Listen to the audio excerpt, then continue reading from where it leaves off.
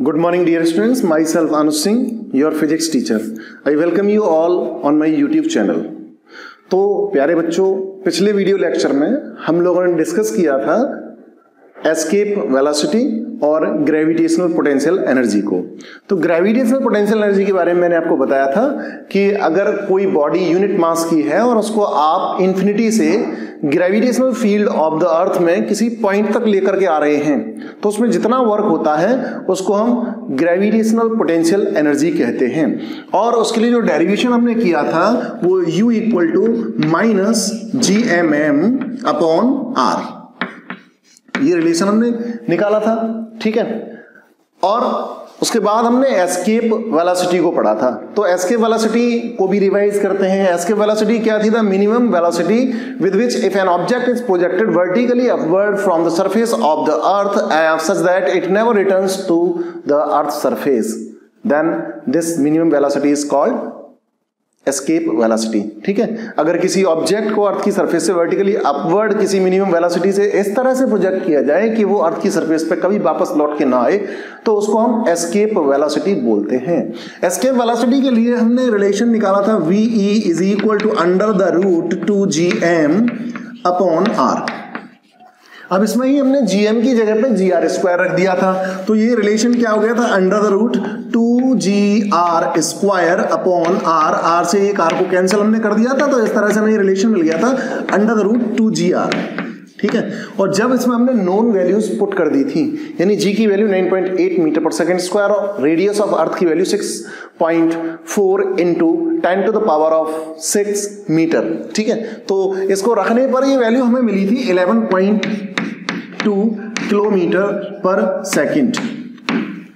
तो ये escape velocity की वैल्यू थी on the surface of the earth.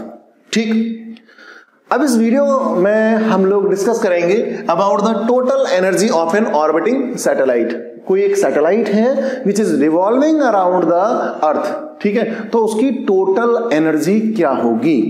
ठीक है, तो अभी टोटल एनर्जी को डिस्कस करने से पहले हम लोग डिस्कस करेंगे अबाउट द सैटेलाइट कि सैटेलाइट होता क्या है। ठीक है, तो देखिए सैटेलाइट, तो बच्चों सैटेलाइट होता है कोई भी हेवनली बॉडी और man made body which revolves around any planet, जो किसी भी प्लैनेट के चारों ओर घूमती है उसकी ऑर्बिट में, उसको हम सैटेलाइट बोलते हैं। तो आपको पता है कि सैटेलाइट्स दो तरह के होते हैं, natural satellite and man made satellite. Natural and man made. तो आपका जो नेचुरल सैटेलाइट अर्थ का है वो मून है। Moon is the natural satellite of earth. ठीक, मैनमेड सैटेलाइट बहुत सारे हैं, अभी उनके बारे में भी डिस्कस करेंगे। तो सबसे पहला मैनमेड सैटेलाइट कौन सा है इस वर्ल्ड का? तो इसका आंसर है, ये है स्पुतनिक फर्स्ट। स्पुतनिक फर्स्ट, इसको रशिया ने भेजा था स्पेस में और इसकी ईयर थी स्पेस में भेजने की 1957। ठीक है, और अगर हम बात करें अपने इंडिया के सैटेलाइट की, सबसे पहला इंडिया का सैटेलाइट कौन सा था? तो ये था आर्यभट्ट, और इसको स्पेस में भेजा गया था 1975 में। ठीक है, so it is for your general knowledge. तो जो आर्यभट्ट हमारा इंडिया का सबसे पहला सैटेलाइट, आर्टिफिशियल सैटेलाइट था, इसको 1975 में स्पेस में लॉन्च किया गया। इसकी लॉन्चिंग भारत की जमीन से नहीं हुई थी, इसकी लॉन्चिंग रूस ने की थी। ठीक है, तो ये रसिया से ही भेजा गया था। ठीक, तो ये आप सैटेलाइट के बारे में जान गए कि सैटेलाइट क्या होता है। तो अभी देखिए, जैसे अर्थ है हमारी,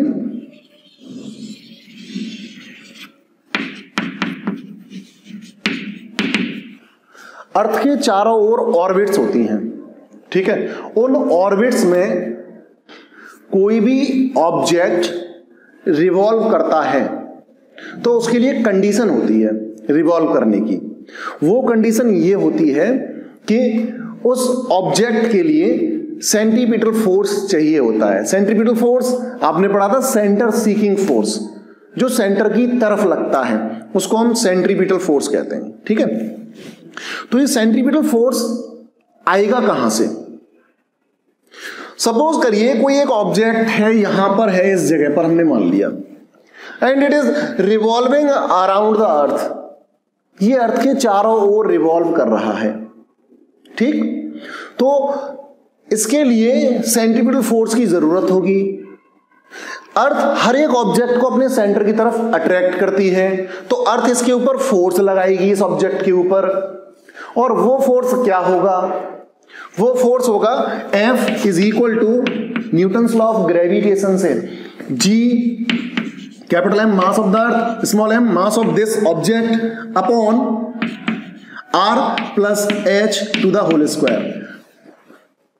F equal to GMM upon R square हमने पढ़ा था, लेकिन यहाँ पे R प्लस H क्यों लिया गया है? क्योंकि ये जो ऑर्बिट है वो ऑर्बिट अर्थ की सरफेस से कुछ हाइट पर होगी, ठीक है? ये ऑर्बिट अर्थ की सरफेस से कुछ हाइट पर होगी। इस वजह से हमने क्या किया कि यहाँ की जो हाइट है इसकी, इस हाइट को हमने H ले लिया कि H हाइट पे है, तो यहाँ पे R plus H to the whole square ये लगा दिया।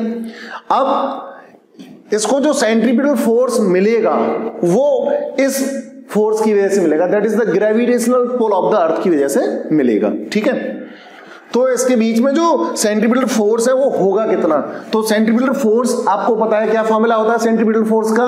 F equal to mv square upon r, ठीक है? तो mv स्क्वायर, अब v की जगह पर हम लेंगे v not, orbital velocity of the satellite, ठीक है? क्योंकि अब यहां हम ऑब्जेक्ट जो हम लेंगे वो सैटेलाइट की बात कर रहे हैं हम, ठीक? तो वो h हाइट पे है, कोई ऑर्बिट अर्थ की, वो h हाइट पे अर्थ की सरफेस से, तो इसलिए हमने जो mv not square upon r plus h। तो ये जो ग्रेविटेशनल पुल है ये इसको सेंट्रीपिटल फोर्स देगा, तो इसको हम यूज करेंगे अपने इस डेरिवेशन में, ठीक है? अब एक चीज और समझिए कि जैसे अर्थ है तो अर्थ के चारों ओर ऑर्बिट्स होती हैं। इन ऑर्बिट्स को समझ लीजिए किस तरह से ऑर्बिट्स होती हैं। तो देखिए, एक ऑर्बिट जो अर्थ के इक्वेटोरियल प्लेन के अलोंग होती है, उस ऑर्बिट को हम बोलते हैं जियो स्टेशनरी ऑर्बिट। क्या बोलते हैं इसको हम? जियो स्टेशनरी ऑर्बिट।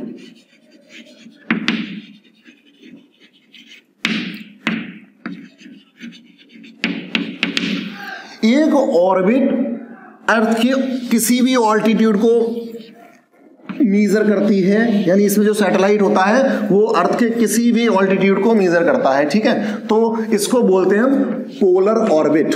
क्या बोलते हैं बच्चों? Polar orbit. और एक ऑर्बिट इस तरह से होती है, इसको बोलते हैं हम इंक्लाइंड प्लेन ऑर्बिट।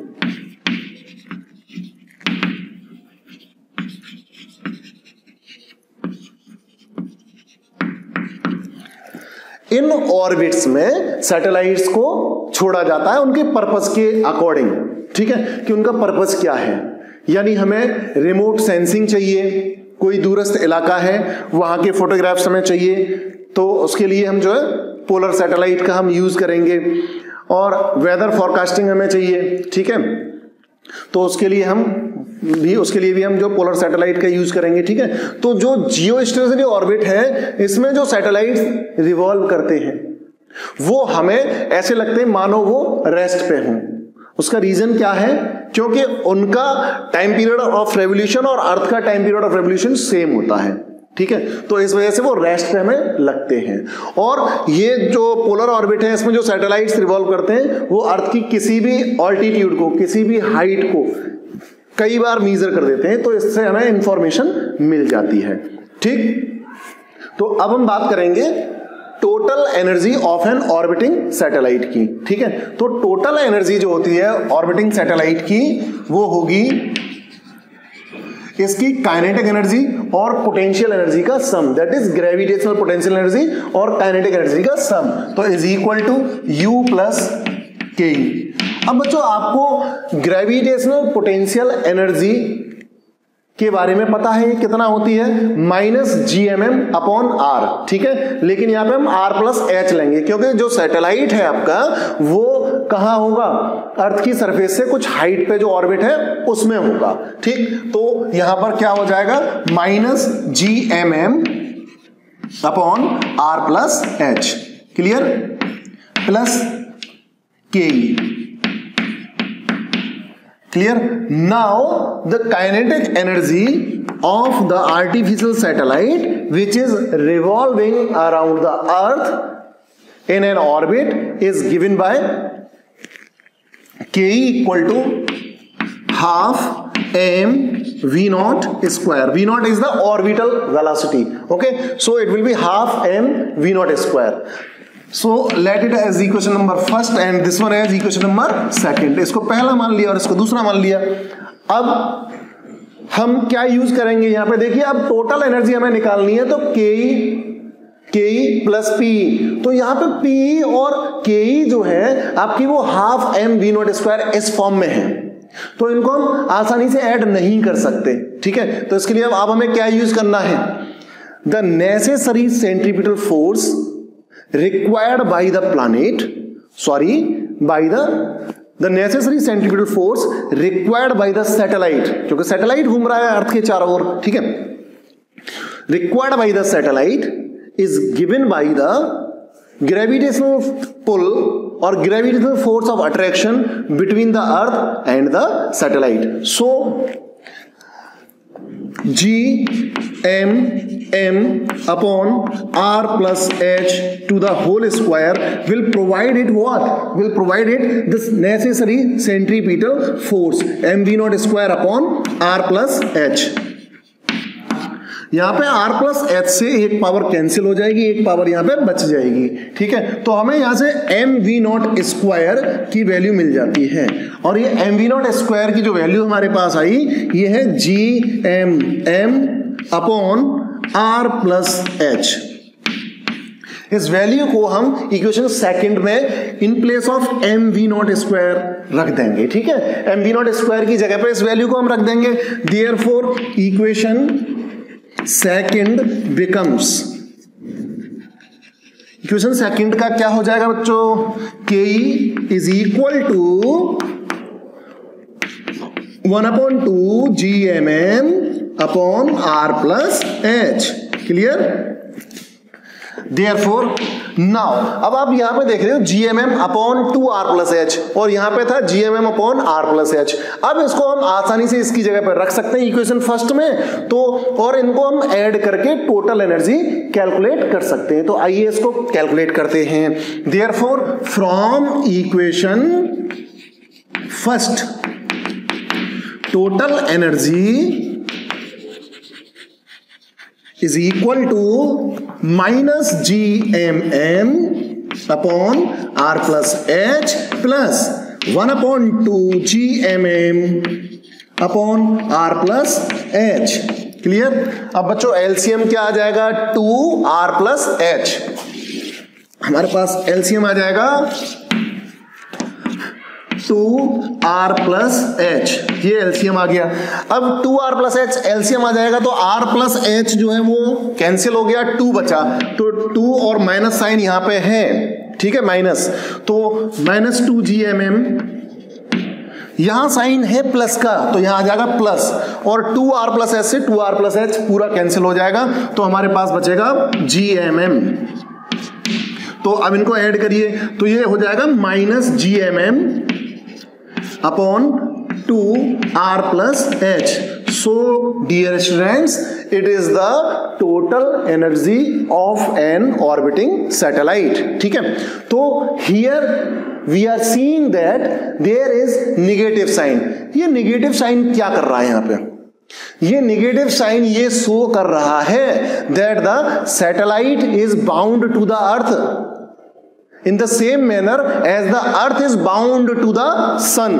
यानी जो सैटेलाइट है वो अर्थ से उसी तरह से बाउंड है, उसी तरह से बंधा हुआ है जिस तरह से अर्थ सन के चारों ओर बंधी हुई है, यानी अर्थ सन के चारों ओर घूमती रहती है, उसी तरह से जो सैटेलाइट है वो अर्थ के चारों ओर घूमता रहेगा, ठीक है। तो ये नेगेटिव साइन ये दिखा रहा है।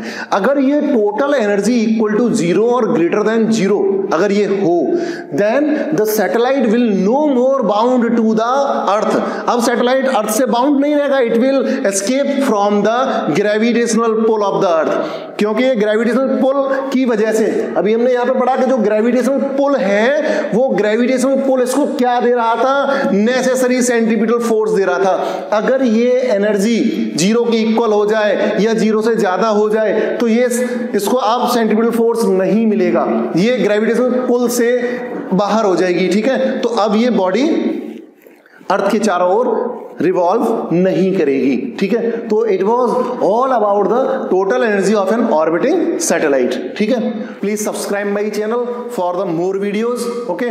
सो thanks for watching my video, thank you.